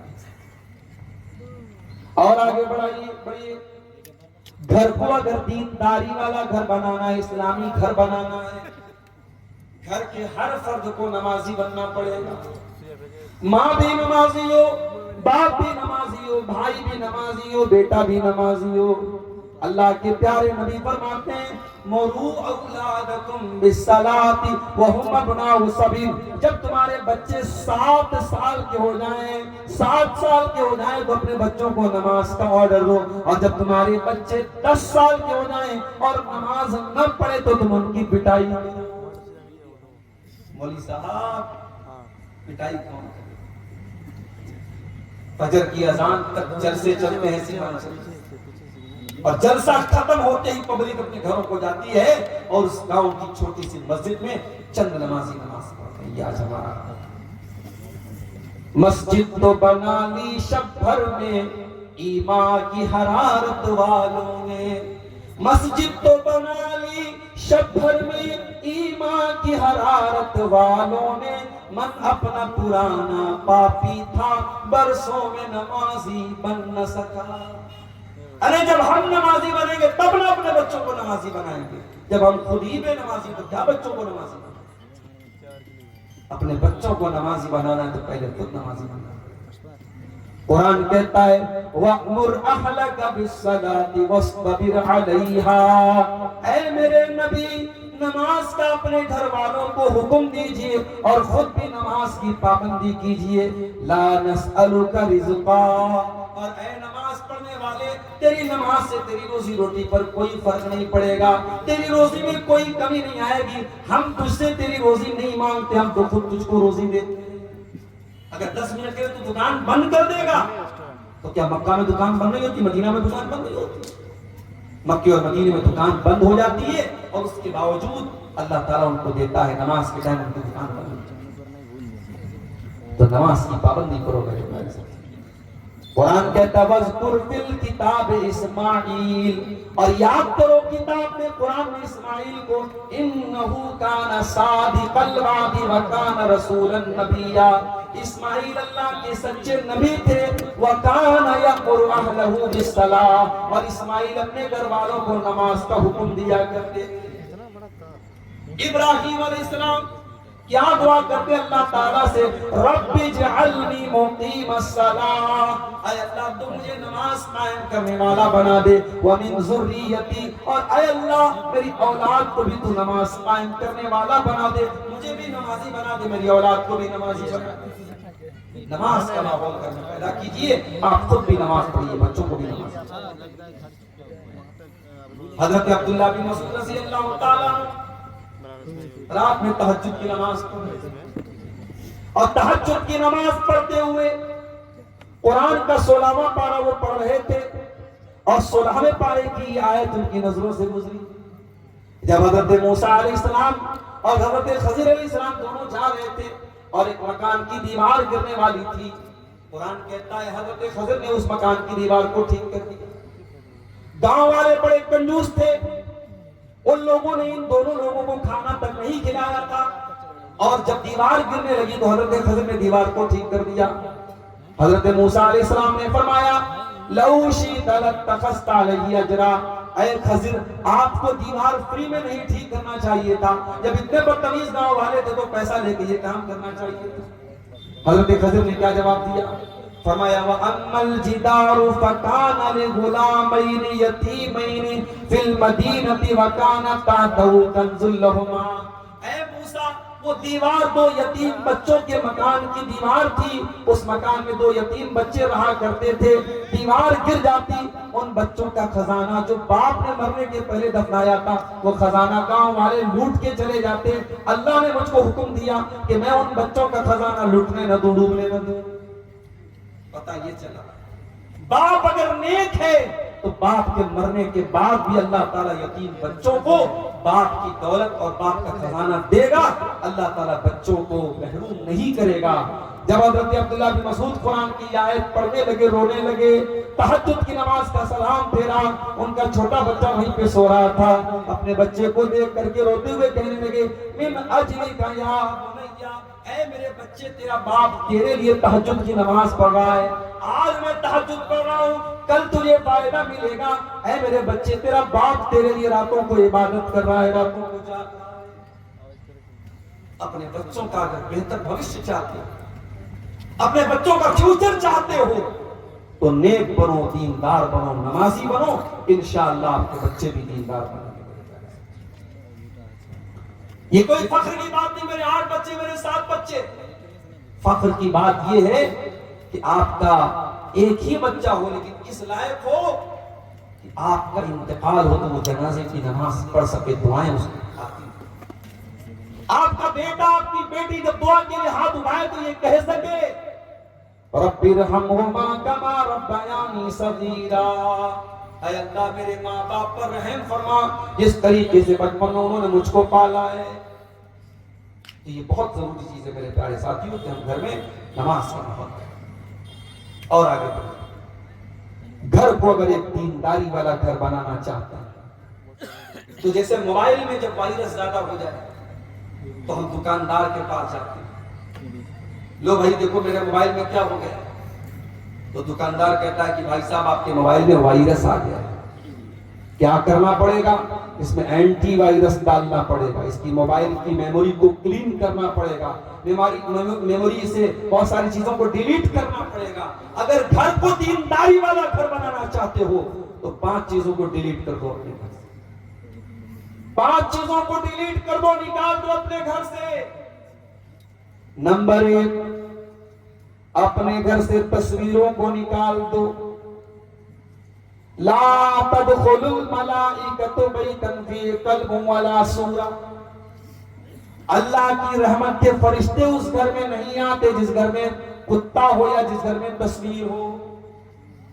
مولوی صاحب کیمرہ تو سب کے ہاتھ میں اس وقت ہے، اب تو ہم لوگ تقریر کرنے جاتے ہیں تو لوگ کہتے ہیں مولوی صاحب ایک سیلفی لے لیں، سیلفی وتھ سیلفی۔ تو کیمرے کی تصویریں تو آج میری بھی موجود ہیں سوشل میڈیا پر، اور آپ کہہ رہے ہیں کہ اللہ کی رحمت کے فرشتے نہیں آتے جس گھر میں تصویر ہو۔ تو کیمرے کی جو تصویر ہے اس کے بارے میں علماء کا اختلاف ہے، اور علماء کی ایک جماعت کا کہنا ہے کہ کیمرے کی تصویر حرام نہیں ہے، کیونکہ کیمرے کی جو تصویر ہوتی ہے وہ کوئی پینٹنگ نہیں ہے کہ جس میں ناک کان آنکھ بنایا جائے، کیمرہ تو بس ایک عکس لے لیتا ہے سامنے والے کا، ایک پرتیبمب ہے، ایک چھایا ہے۔ اور حدیث میں جس تصویر کو حرام کہا گیا ہے وہ تصویر وہ ہے جس میں ہم ناک کان آنکھ پورا بناتے ہیں۔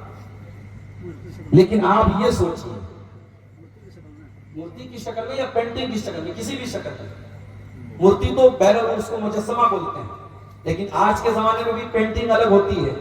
آپ نے سنا ہوگا مقبول فدا حسین نام کا ایک آدمی تھا، وہ پینٹر تھا بہت بڑا، اس کی پینٹنگ کروڑوں میں بکتی تھی۔ تو پینٹنگ ایک الگ چیز ہے، کیمرے کی تصویر ایک الگ چیز ہے۔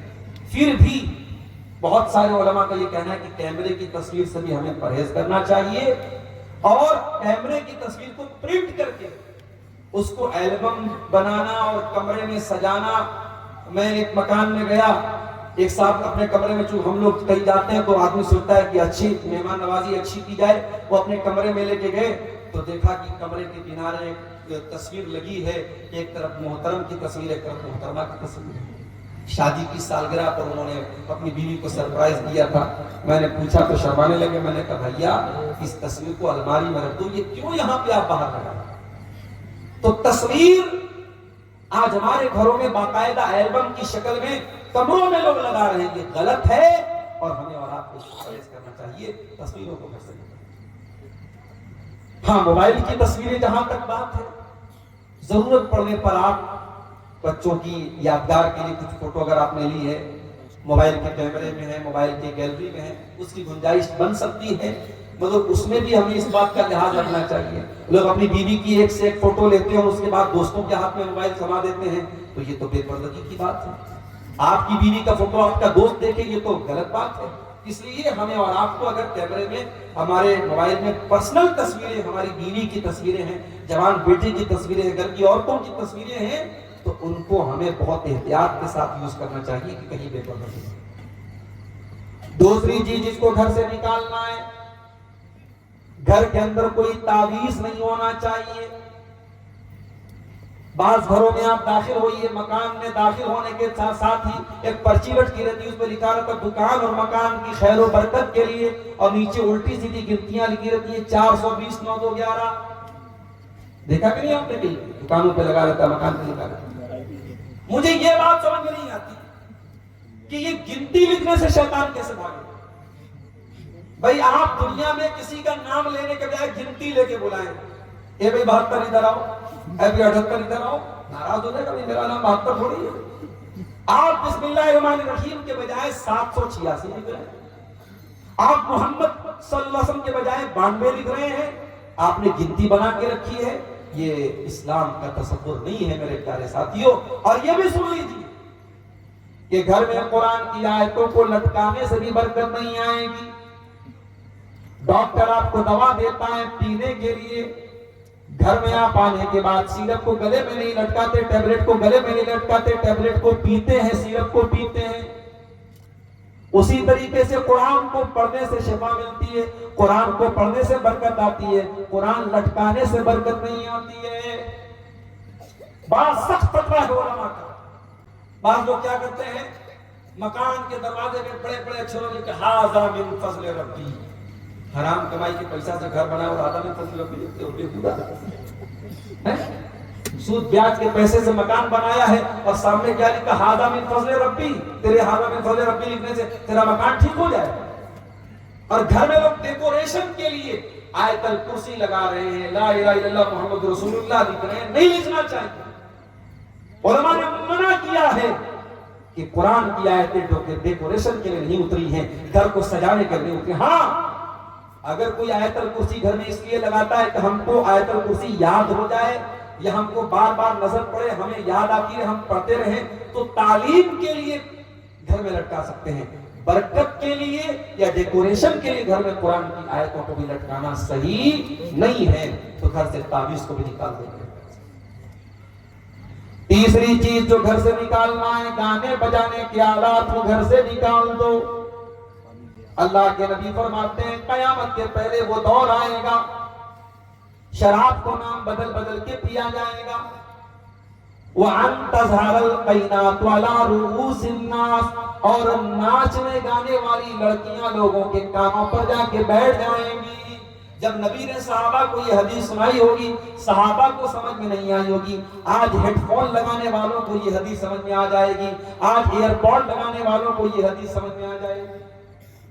بائک چلا رہا ہے، مست بنا ہوا ہے، گانا سن رہا ہے، فیورٹ اپنا بالی ووڈ کے گانا سن رہا ہے، سامنے سے ٹریکٹر نے مارا، تیری روح پرواز ہو گئی، تیری جان نکل گئی، تو گانا سنتے ہوئے دنیا سے گیا ہے، اور قیامت کے جب تو اٹھے گا تو وہی گانا سنتے ہوئے تو قیامت۔ جس حال میں انسان مرے گا اسی حال میں قیامت کو اٹھایا جائے گا۔ اپنے گھروں کو ناچ گانوں سے دور رکھو میرے ساتھ۔ کٹیہار اور پورنیہ کے انگلش میڈیم اسکول میں ہماری بیٹیاں پڑھ رہی ہیں، اسکول کا اینول فنکشن ہے، ٹیچر نے آپ سے کہا کہ آپ کی بیٹی سے ہم ڈانس کروانا چاہتے ہیں، بہت اچھا ڈانس کرتی ہے آپ کی بیٹی۔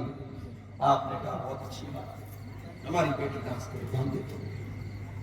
اسکول کا اینول فنکشن ہو رہا ہے، آپ کی 12-13 سال کی جوانی کی دہلیز پر قدم رکھنے والی لڑکی ڈانس کر رہی ہے، اور آپ ویڈیو بنا رہے، فخر سے اسٹیٹس لگا رہے، صاحب میری بیٹی بڑا اچھا ڈانس کرتی ہے۔ یہ مسلمان ہیں جنہیں دیکھ کے شرم آئے۔ اور ابھی تک تو یہ حرام کام اسکولوں میں ہوتا تھا، یہ انگلش میڈیم اسکولوں میں ہوتا تھا، اب مدرسوں میں یہ کام بھی ہو رہا ہے۔ ہاں نام بدل دیا کہ وہاں ڈانس ہو رہا تھا، یہاں ایکشن ہو رہا ہے۔ جی لڑکیاں نظم پڑھ رہی ہیں، ایسے ایسے جھوم رہی ہیں، گا رہی ہیں، اور اس کو کیا، اس کا بڑا اچھا نام رکھ دیا ایکشن ہو رہا ہے۔ شرم آنی چاہیے اور چلو اور پانی میں ڈوب مرنا چاہیے۔ اپنی قوم کی بچیوں کی نمائش کر رہے ہیں پوری دنیا کے سامنے، اپنے گھر سے نکال کے پھینک دو ناچ گانے۔ اس ناچ گانے کی آواز کو آپ کے نبی ناپسند کرتے تھے، شیطان کی آواز قرار دیا آپ نے۔ آج بڑے بڑے متقی داڑھی والے، سجدہ کرنے والے، ان کے موبائلوں پر بھی انسٹاگرام اور اسنیپ چیٹ اور فیس بک اور الا اور بلا کے ذریعے ان کے موبائل پر بھی گانا بج رہا ہے۔ چوتھی چیز جو گھر سے نکال کے باہر پھینکنا ہے، اینٹی وائرس ڈالنا ہے، وائرس نکال دینا ہے۔ بے حیائی کو اپنے گھر سے نکال دو، بے پردگی کو نکال دو۔ کہیں ایسا نہ ہو کہ سال کے 359 دن تو آپ کے گھر میں پردہ ہوتا ہو، لیکن شادی والے دن آپ نے بھی اپنی آنکھیں بند کر لی، مولوی صاحب آج تو شادی ہے، آج اجازت ہے بے پردگی۔ قرآن کی کون سی آیت ہے اور نبی اکرم کی کون سی حدیث ہے جو شادی بیاہ کے موقع پر آپ کے گھر کی عورتوں کو خوبصورت کپڑے پہن کے، لپسٹک لگا کے، پاؤڈر لگا کے، کریم لگا کے، سج کر کے، سور کر کے دنیا کے سامنے نمائش کرنے کی اجازت دیتی ہے۔ اور مجھے تو حیرت ہوتی ہے کہ آپ کے سیمانچل کے جلسوں میں بھی عورتیں آتی ہیں اور باقاعدہ تیار ہو کر کے مائیں اپنی بچیوں کو تیار کر کے لے کے جاتی ہیں، اور بغیر کسی پردے کے خوبصورت میک اپ سے سجا کر کے، سوار کر کے ان لڑکیوں کو جلسوں میں لے کر کے آیا جاتا ہے۔ معاف کرنا میرے پیارے بھائیوں، اکبر الہ آبادی نے بالکل صحیح کہا تھا، بے پردہ نظر آئیں کل تو چند بیویاں، اکبر زمین غیرت قومی سے گڑ گیا۔ پوچھا جو ان سے آپ کا پردہ وہ کیا ہوا؟ کہنے لگی کہ عقل پہ مردوں کے پڑ گیا۔ جب عورت کا پردہ اترتا ہے تو سب سے پہلے مردوں کی عقل پہ جا کے چڑھ جاتا ہے۔ جی ہاں، وہ مرد دیوس ہے، وہ مرد بے غیرت ہے جس کے گھر کی بیٹی، بہو اور بہن بے پردگی کرے، بے حیائی کرے اور اس کو کوئی فرق نہ پڑے، اس کی ماتھے پر کوئی شکن نہ۔ اللہ کے پیارے نبی صلی اللہ علیہ وسلم فرماتے ہیں 3 لوگ ایسے ہوں گے جن کی طرف قیامت کے دن اللہ تعالیٰ نہ تو دیکھے گا، نہ بات کرے گا، نہ پاک اور صاف کرے گا۔ نمبر 1، العاق لوالدیہ، اپنے ماں باپ سے رشتہ توڑ دینے والا۔ نمبر 2، المرأة المترجلہ، مردوں کی نقل کرنے والی عورت۔ اور نمبر 3، الدیوس، وہ بے غیرت مرد جس کے گھر میں بے غیرتی ہو رہی اور اس کو کوئی فرق نہ پڑ رہا۔ بے حیائی کو گھر سے نکال دو میرے ساتھ۔ اور یہ بھی یاد رکھو، جب بیٹیاں جوان ہو جائیں تو ان کو بتا دو کہ کون تیرا محرم ہے اور کون تیرا غیر محرم ہے۔ ایک دن یوٹیوب پر ایک ویڈیو میں نے دیکھا، آج کل بچیوں کے ساتھ سیکسول ہراسمنٹ بہت ہو رہا ہے۔ کبھی کبھی اپنے رشتہ دار، لڑکی کا چاچا، لڑکی کا ماموں، لڑکی کا چچا زاد بھائی، یہ سب سیکسول ہراسمنٹ کرتے ہیں بچیوں کو، چھوٹی بچیوں کو پریشان کرتے ہیں۔ تو یوٹیوب پر میں نے ایک ویڈیو دیکھا کہ چھوٹے بچوں کو سکھانے کی، اس میں سکھایا جا رہا تھا، ٹریننگ دی جا رہی تھی کہ بچوں کو سکھایا جائے بچپن سے ہی کہ گڈ ٹچ کیا ہوتا ہے، بیڈ ٹچ کیا ہوتا ہے۔ اگر کوئی بھی آدمی اگر لڑکی کو غلط طریقے سے ٹچ کر رہا ہے تو لڑکی سمجھ جائے کہ ہاں یہ بیڈ ٹچ ہے اور لڑکی اپنے ماں باپ سے شکایت کرے۔ یہ ایک تعلیم آج اسکولوں میں بھی دی جا رہی ہے اور ہماری بھارت سرکار بھی اس کو دے رہی ہے، اور ٹھیک ہے، اس پر ہمیں کوئی اعتراض نہیں۔ لیکن ایک چیز اور ہے، جب ہماری بیٹیاں جوان ہو جائیں، ایڈلٹ ہو جائیں، سمجھدار ہو جائیں، تو ہمیں ایک چیز اور کرنی چاہیے۔ یا تو ہم ان کو دینی تعلیم دیں، مدرسے میں پڑھائیں، یا آج گھر کے اندر آن لائن بھی دینی تعلیم دی جا سکتی ہے۔ کسی بھی طریقے سے ان بچیوں کو یہ بتایا جائے کہ اے مسلمان لڑکی، جب تو جوان ہو گئی، بالغ ہو گئی، تو گھر سے جب تجھ کو نکلنا ہے تو پردے میں نکلنا ہے، اور گھر کے اندر بھی جو رشتہ دار تیرے غیر محرم ہیں، جیسے خالہ کے لڑکے، جیسے ماموں کے لڑکے، جیسے چاچا کے لڑکے، جیسے تایا کے لڑکے، یہ جب تو جوان ہو گئی اور وہ لڑکے بھی جوان ہیں تو وہ تیرے لیے غیر محرم ہیں، ان سے دوستی رکھنا، ان سے اکیلے میں ملنا، ان کے سامنے بلا وجہ آنا، یہ تمام چیزیں غلط ہیں۔ اپنی جوان بیٹیوں کو یہ بھی سکھایا جائے۔ محرم غیر محرم کا فرق ان کو بتایا۔ بھابھی کو میکے چھوڑنا ہے، کون چھوڑنے جا رہا ہے؟ دیور جا رہا ہے، شوہر نہیں جا رہا ہے۔ شوہر چھوڑنے چلا جائے گا تو ناک کٹ جائے گی، کون چھوڑنے جا رہا ہے؟ جوان دیور جا رہا ہے، بائک پر بیٹھا ہے، بہو اس سے کندھے سے کندھا سٹا کے بائک پہ جائے۔ یہ کیسی بے غیرتی ہے جو آج ہماری راتیں جیجا سالی کو گھما رہا ہے، اور کہاوت ہے سالی آدھی گھر والی۔ معاف کرنا میرے پیارے ساتھیوں، کسی نے جس نے یہ کہاوت بنائی ہے سالی آدھی گھر والی، اس کی نیت خراب ہوگی، اس کی سوچ خراب ہوگی۔ اسلام میں سالی کوئی آدھی گھر والی نہیں ہے، سالی آپ کے لیے غیر محرم ہے، اور سالی کو اپنے جیجا کے سامنے آنے سے پرہیز کرنا چاہیے۔ آپ اپنے جیجا جن کو بھائی جان، پتہ نہیں آپ کے سیمانچل میں کیا بولتے ہیں، کٹیہار میں، پورنیہ میں کیا بولتے ہیں، ہمارے یہاں کے بھائی جان بولتے ہیں، جیجا کو بھائی جان بولتے ہیں، بہن کے شوہر کو بھائی جان بولتے ہیں۔ تو بھائی جان بول دینے سے وہ آپ کے بھائی نہیں ہو جاتے ہیں، ایک لمٹ ہونی چاہیے، پردہ ہونا چاہیے۔ نبی اکرم کے پاس ایک صحابی آتے ہیں، سوال کرتے ہیں، افرأیت الحموا یا رسول اللہ، اے اللہ کے نبی، کیا دیور بھی بھابھی کے پاس اکیلے میں نہیں جا سکتا؟ جیجا سالی کے پاس اکیلے میں نہیں جا سکتا؟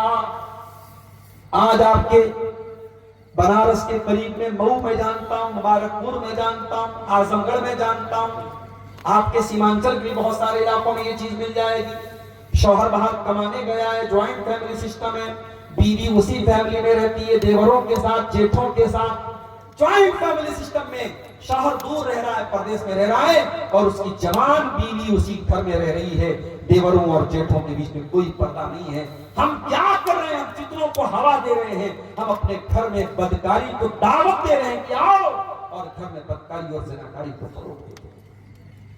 میرے پیارے ساتھیوں، نبی نے فرمایا دیور اپنی بھابھی کے لیے موت ہے، جیجا اپنی سالی کے لیے موت ہے۔ محرم اور غیر محرم کا فرق بھی ہمارے گھر میں ہونا چاہیے۔ اگر یہ فرق نہیں ہے تو اس پہ حیائی کو اپنے گھر سے نکال دو۔ اب ایک آخری چیز ہم بیان کر کے پھر کچھ سوالات ہمارے سامنے آئے، ان سوالوں کا جواب دے کر بات ختم کریں۔ گھر کو اگر آپ ایک دیندار گھر بنانا چاہتے تو ایک بہت ضروری چیز یہ بھی ہے کہ آپ اپنے دسترخوان پہ کس کو دعوت دیں۔ شرابیوں کو تو اپنے گھر میں نہیں بلا رہے ہیں، زانیوں کو تو اپنے گھر میں نہیں بلا رہے ہیں۔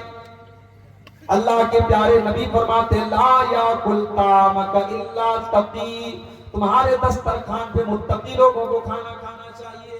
دعوت دو تو متقی نیک لوگوں کو دو، بے نمازیوں کو، حرام خوروں کو، رشوت خوروں کو، سود خوروں کو، شرابیوں کو، زانیوں کو مت دعوت دو۔ اپنے دسترخوان پہ نیک اور دیندار لوگوں کو دعوت دو، اپنے گھروں میں دیندار لوگوں کو انٹری دو۔ یاد کرو حضرت نوح علیہ السلام کی دعا۔ حضرت نوح علیہ السلام نے کیا دعا کی تھی؟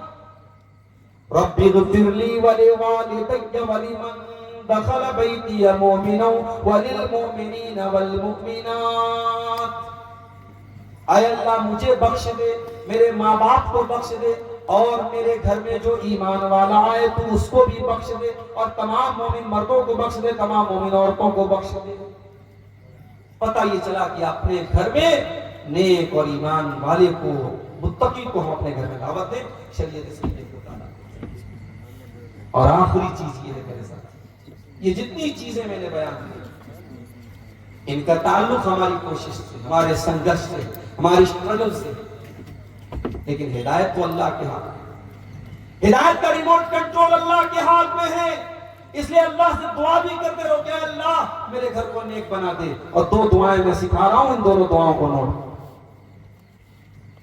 پہلی دعا آپ کو ملے گی 19ویں پارے میں، سورہ فرقان کے آخری رکوع میں، بڑی پیاری دعا ہے۔ اللہ کے نیک بندے دعا کرتے ہیں ربنا هب لنا من ازواجنا وذرياتنا قرة اعين واجعلنا للمتقين اماما۔ اے پروردگار ہمارے بیوی بچوں کو ہماری آنکھوں کی ٹھنڈک بنا دے اور ہمیں متقیوں کا امام بنا دے۔ بڑی پیاری دعا ہے، اس دعا کو پڑھا کرو۔ اور دوسری دعا قرآن کے 26ویں پارے میں شروع میں سورہ احقاف میں، جب انسان 40 سال کا ہو جائے تو یہ دعا پڑھے۔ 40 سال کا جب انسان ہو جاتا ہے تو میچیور ہو جاتا ہے، اور جو 40 سال میں بھی نہ سدھرے وہ قبر میں جانے تک بھی نہیں سدھرے گا۔ رات میں بری عادتیں جو چھوٹنے والی ہوتی ہیں 40 سال تک چھوٹ جاتی ہیں، اور جو بری عادتیں 40 سال تک نہ چھوٹے وہ 70 سال میں بھی نہیں چھوٹے۔ بوڑھوں کو دیکھو، 70 سال کے بوڑھے ہیں، چوراہوں پر بیٹھے ہیں اور ان کی آنکھیں جو ہیں ادھر ادھر گھوم رہی ہیں۔ وہ جوانی کی شرارتیں بڑھاپے میں، ہاتھوں میں جنبش نہیں، پیروں میں طاقت نہیں، مگر وہ شرارتیں بڑھاپے میں بھی زندہ رہتی ہیں بعض بوڑھوں میں۔ تو 40 سال انسانی زندگی کا بڑا اہم پوائنٹ، اسی لیے اللہ نے 40 سال کا ہونے کے بعد یہ دعا سکھائی، رب اوزعنی ان اشکر نعمتک التی انعمت علی وعلی والدی وان اعمل صالحا ترضی واصلح لی فی ذریتی۔ بڑی پیاری دعا۔ اے اللہ مجھے توفیق دے کہ میں تیری نعمتوں کا شکریہ ادا کروں، جو نعمتیں تو نے مجھ کو دی اور میرے ماں باپ کو دی، اور اے اللہ مجھے توفیق دے کہ میں ایسا نیک عمل کروں جس سے تو خوش ہو جائے۔ وَأَصْلِحْ لِي فِي ذُرِّيَّتِي، اور اے اللہ میری اولاد کی تو اصلاح کر دے، میری اولاد کو نیک بنا دے، میری اولاد کو اچھا بنا دے۔ یہ بڑی پیاری دعا ہے، یہ دونوں دعائیں پڑھا کرو میرے ساتھ۔ دعائیں پڑھا کرو, اللہ سے تعلق مضبوط رکھو, انشاءاللہ اللہ آپ کے گھر کی حفاظت کرے گا. یہ سوال ایک آیا تھا, گاؤں کی جمعہ کی مسجد میں عورت کی جگہ ہے تو کیا عورت جمعہ کی نماز مردوں کے ساتھ پڑھ سکتی ہے؟ پڑھ سکتی ہے نہیں, پڑھنا چاہیے. جی, آپ کے سماج میں جو اگیانتا ہے, جو جہالت ہے, جو مسلمان لڑکیاں آج غیر مسلموں کے ساتھ بھاگ رہی ہیں, مرتد ہو رہی ہیں, اس کی بہت بڑی وجہ ہماری قوم کی لڑکیوں اور عورتوں کو دین کی تعلیم نہیں ہے, یہ وجہ ہے. اور جمعہ کی نماز میں اگر پردے کا ارینجمنٹ ہے تو آپ عورتوں کے لیے بالکل انتظام کیجئے. میں جھارکھنڈ میں بعض علاقوں میں گیا اور باقاعدہ میں نے وہاں جمعہ کے خطبے میں تقریر میں کہا کہ آپ اپنی عورتوں کا انتظام کیجئے, اور الحمدللہ میرے کہنے کا ان لوگوں نے ان کے اوپر اثر بھی ہوا اور وہاں عورتوں کا سلسلہ شروع ہوا. ہاں, عورتیں جمعہ میں آئیں گی, پردے کے ساتھ آئیں گی, پردے کا لحاظ رکھیں گی, عورتوں کی انٹری الگ ہو, ان کا دروازہ الگ ہو, پردے کا پورا انتظام ہو, مردوں کی نظر عورتوں پر نہ پڑتی ہو. اگر یہ ساری کنڈیشن ہے تو عورتوں کا انتظام بالکل رکھنا چاہیے, رکھ سکتے نہیں, رکھنا چاہیے.